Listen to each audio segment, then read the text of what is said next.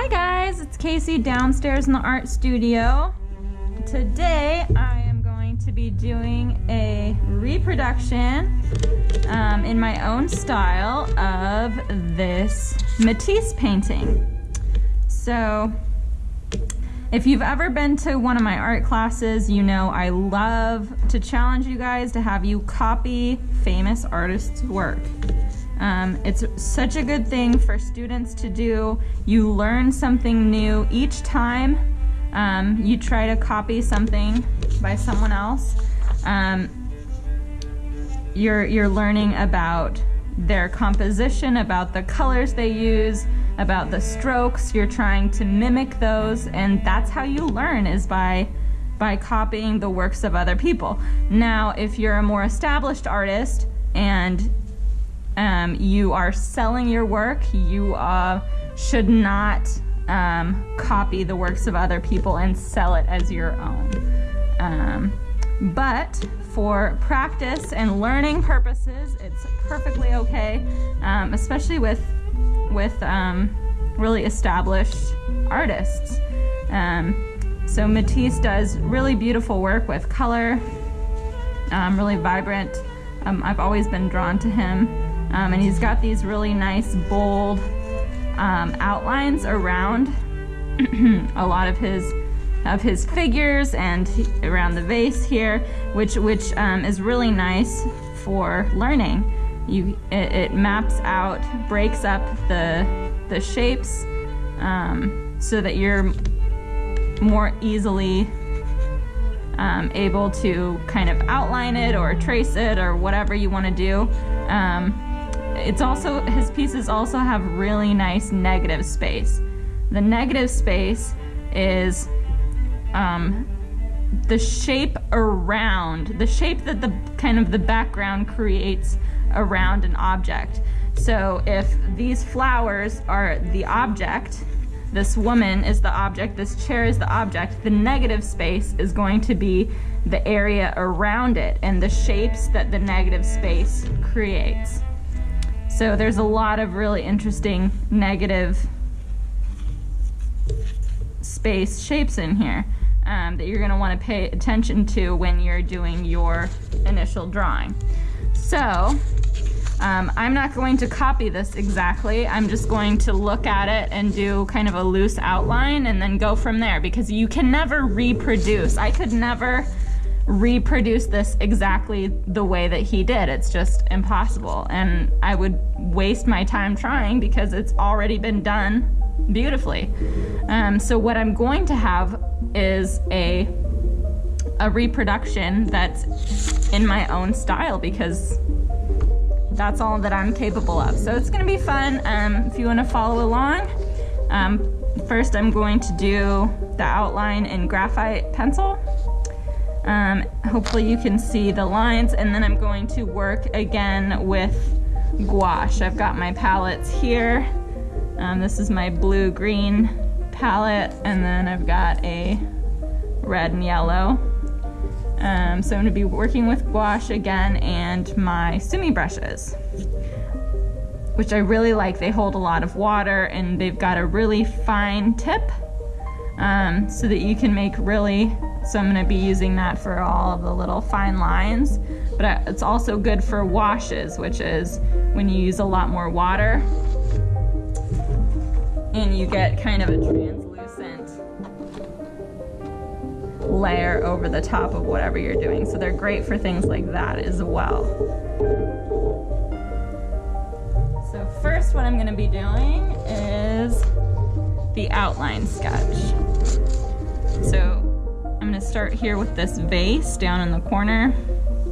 I'm going to pay attention to the negative shape and how far over it comes. A lot of people, when they're trying to copy something, they will make a grid on the piece and a grid on their paper, so they know, okay, in this square we've got this shape, and in this square we have this, and in this square we have this. I like to do things much more loosely and unstructured, so I'm just gonna go for it. I'm not trying to be precise. I'm just having fun. So I'm gonna make this little vase that he's got here in the front.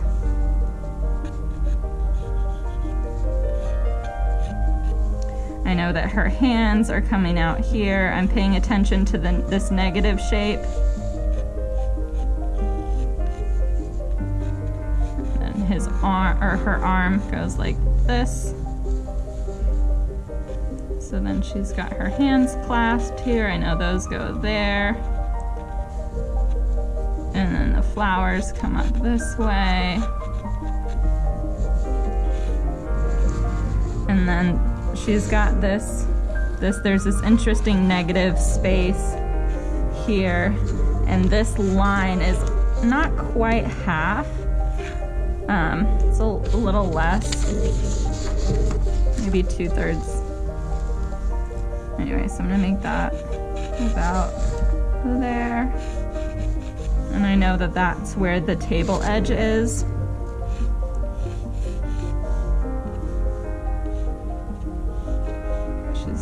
His proportions are very funny. Look, this must be a very poofy blouse. He does not do defined, shadowed hands. Hands are typically very difficult to draw or paint, and he's kind of just scribbled them. They're very kind of pointy, no definition, but that's his style. Even her face is very kind of angular, very minimalistic.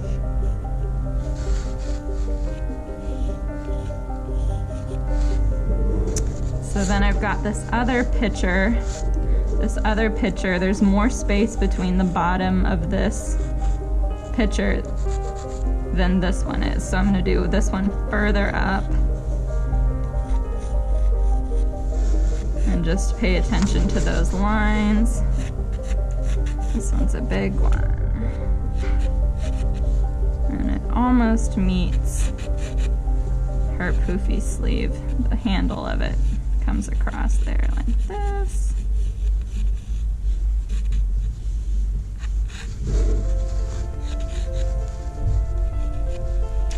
And she's got, and I'm worried that, let's see, we got her body here. It's her neck and the slope of her shoulders.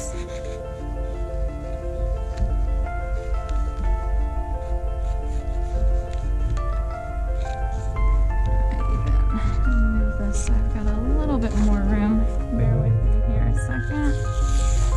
I'm gonna scoot up this line so that I don't run out of room and have to cut her head off. So, scoot this up a little bit. Okay.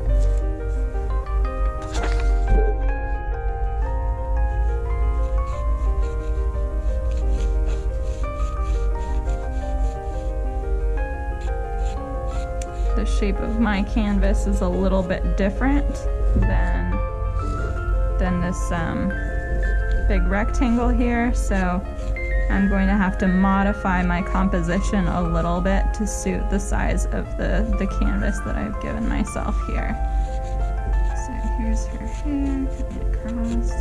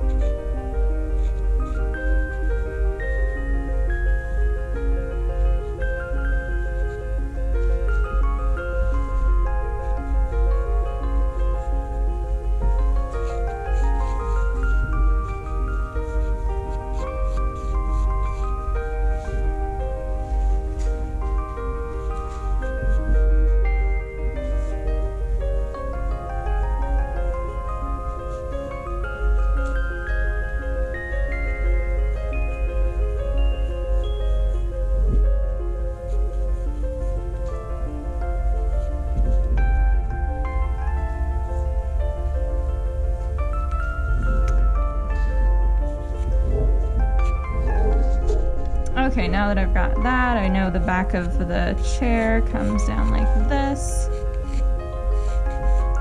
It's along. I'm not gonna bother sketching in the flower print. I'm going to do that all with just paint, so the fewer lines that I've got on here, the better.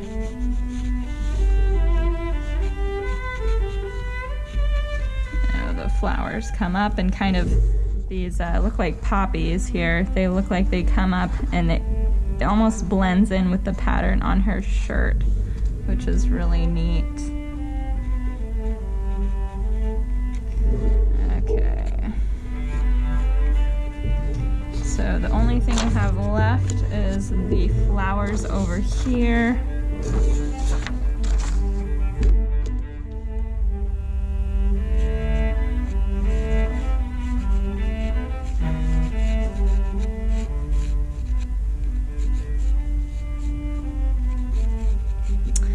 I'm gonna have Chris speed this up while I finish up this sketch, and then I'm gonna move into the painting. So hang in there with me.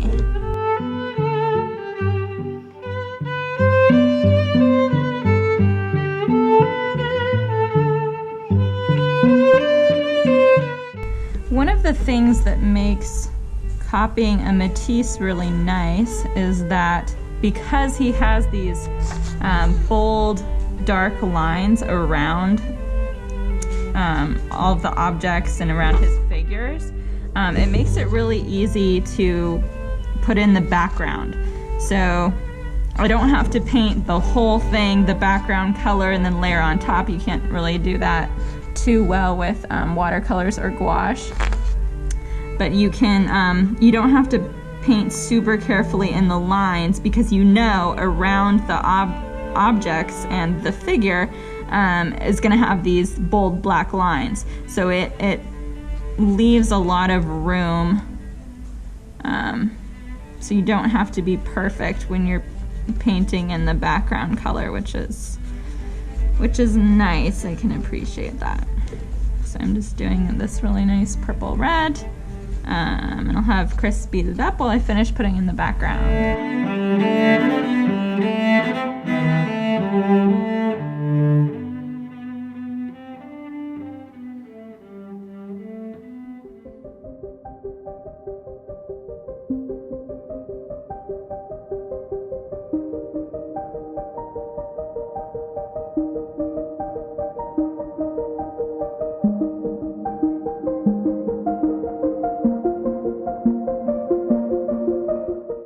So now that I've been looking at this, I'm realizing that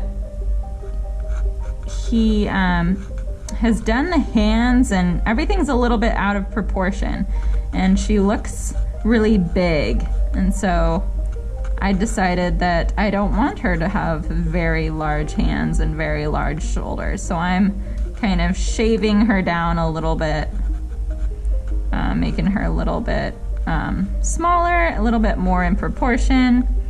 So I'm just gonna cut some of this off so it's not quite so exaggerated.